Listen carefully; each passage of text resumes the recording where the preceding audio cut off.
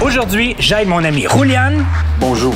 À transformer sa cour en un jardin productif. Donc, le but aujourd'hui, ça serait de transformer cette cour un peu désastreuse avec des roches, de la mauvaise terre, des branches, du déchet un peu partout, en jardin productif pour corriger la diète merdique mexicaine de mon ami. Les deux endroits sur lesquels on va se concentrer aujourd'hui, ça va être le mur qui fait face à l'est, qui lui reçoit tout le soleil du matin, un soleil qui est un peu plus doux, qu'on va rendre en terrasse, puis probablement aussi avec des escaliers pour se rendre au-dessus de la petite terrasse. Et on va aussi aménager le mur du nord qui reçoit tout le soleil principal de la journée où est-ce qu'on va mettre la majorité des plantes les plus productives. Vu que la cour n'est pas extrêmement grande, on risque de mettre beaucoup de grimpantes sur chacun des murs. Puis les murs sont relativement hauts, donc on va pouvoir avoir beaucoup d'espace vertical pour faire grimper des choses comme des tomates cerises, des cocombes, des courges, des fruitiers comme du fruit de la passion, du kiwi. Un autre but aujourd'hui, ça serait de conserver cette belle grosse roche que son chat utilise comme vue panoramique du jardin. Donc on prend cette roche-là et on va essayer de la rendre centrale dans le design de la terrasse du haut.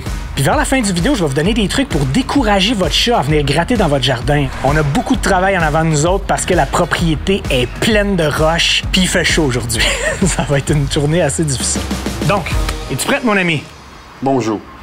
Et c'est parti! On s'attaque en premier à la terrasse du haut du mur qui est à l'ouest. Et déjà dans la première minute de commencer à creuser, on tombe sur une roche gigantesque qui semble être juste the tip of the iceberg qui veut absolument pas bouger puis qu'on devra intégrer par défaut dans le design. On s'en servira comme grosse marche pour atteindre les pots qu'on mettra au-dessus des terrasses. Dans cette étape, le but est de former la terrasse, mais aussi de récupérer le plus de terre possible en filtrant tous les milliards de roches qu'il y a déjà sur le terrain. Même chose pour la terrasse du premier niveau qui va être un autre étage environ 30 cm plus bas. Pour l'instant, je ne veux pas rentrer dans les détails et être super précis sur la hauteur, je veux seulement former une base solide à l'œil avant de sortir le laser. De toute manière, il y a tellement de roches qu'on se croirait dans une carrière.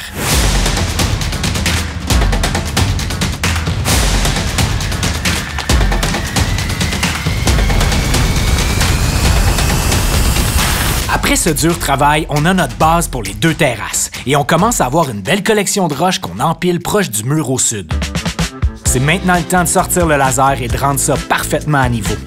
Parce qu'une des choses que je voulais faire était de faire une extension de la terrasse 2 sur le mur du nord pour donner une belle impression de continuité entre les deux terrasses.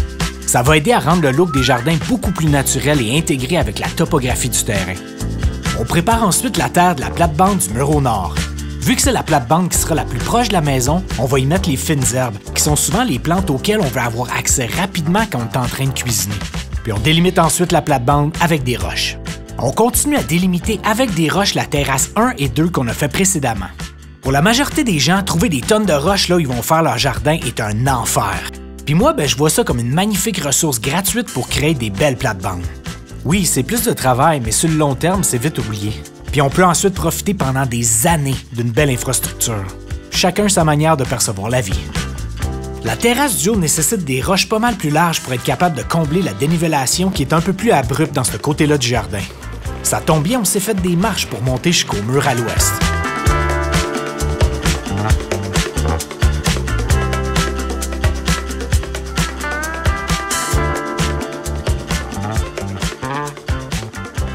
Prochaine étape était de planifier tous les beaux légumes qui allaient figurer dans notre nouveau jardin.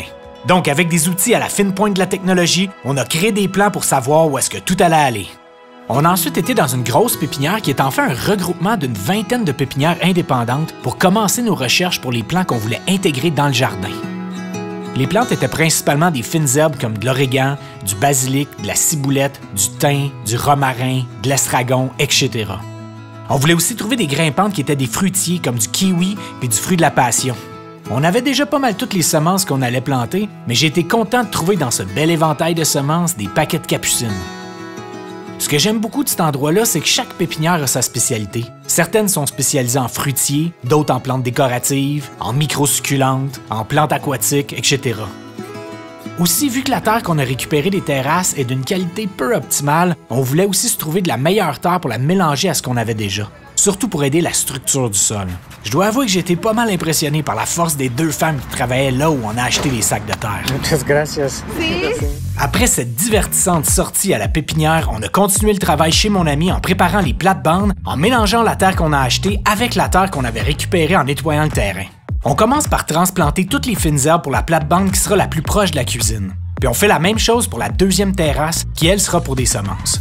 Pendant le processus, j'essaye d'enlever encore le plus de roches possible puis la terre trop argileuse qui me tombe sous la main.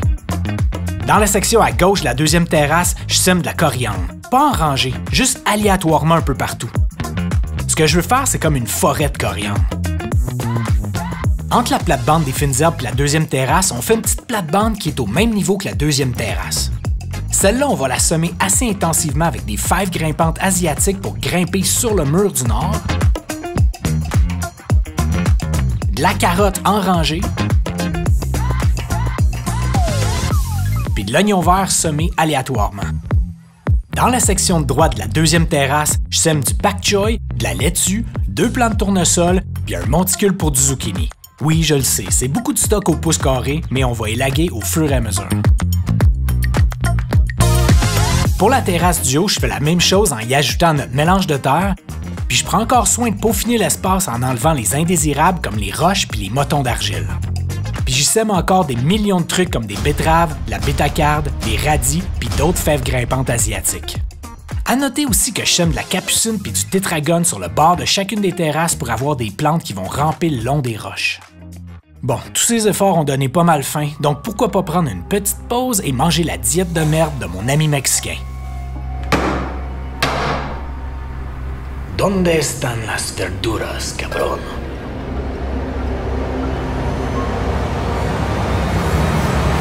Bonjour. Après ce délectable repas, on s'est remis à la tâche. Il était maintenant le temps de faire des structures verticales pour les plantes grimpantes. J'avais ramassé plein de morceaux de bambou qui traînaient dans la forêt là où j'habite, puis je me suis dit que ça serait parfait pour faire le travail. Vu qu'on a 2 murs à combler, on va avoir besoin de plusieurs structures. Pour les premières structures verticales, on a commencé par utiliser nos plus grands morceaux de bambou qui étaient relativement droits, puis ensuite juste attacher les plus petits morceaux avec du fil de fer pour relier les 2 morceaux ensemble. J'ai opté pour un pattern en Z avec les plus petits morceaux, juste pour faciliter le travail pour les plantes qui vont tenter d'y grimper. Pendant que mon ami et son neveu finissaient leur structure en Z, j'ai commencé à m'attaquer aux structures qu'on allait faire avec le bois plus croche qu'on avait.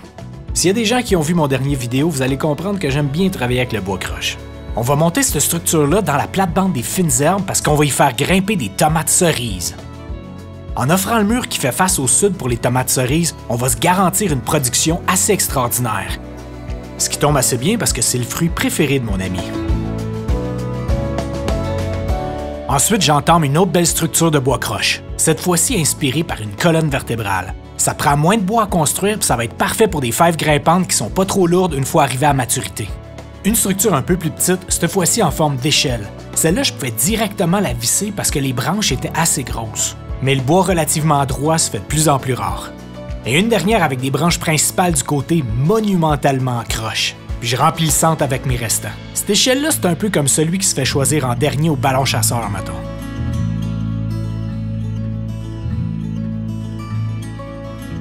Ensuite, il ne reste plus qu'à remplir nos pots avec notre mélange de terre. Pour le mélange, on a fait 2 parts vieille terre recyclée, 2 parts terre noire, puis 1 part compost. Les sacs de plastique noir ont tellement pas coûté cher, environ 30 cents chaque. Les choses qu'on a semées dans les pots sont du cocombe, du melon puis de la courge d'été.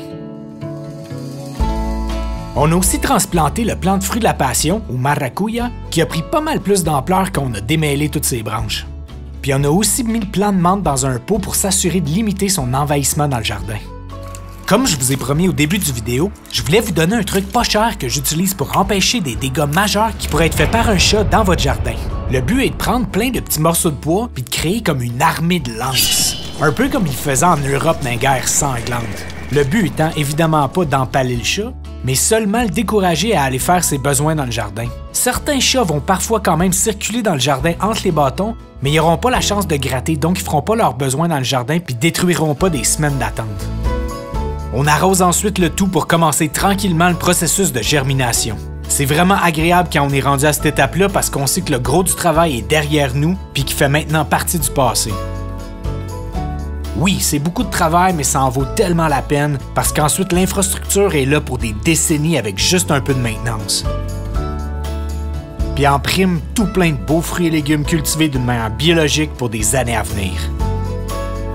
Vous pouvez cliquer ici pour voir d'autres vidéos où est-ce que j'ai fait des jardins à partir de zéro. En attendant la prochaine vidéo, vous pouvez regarder ça. Ciao!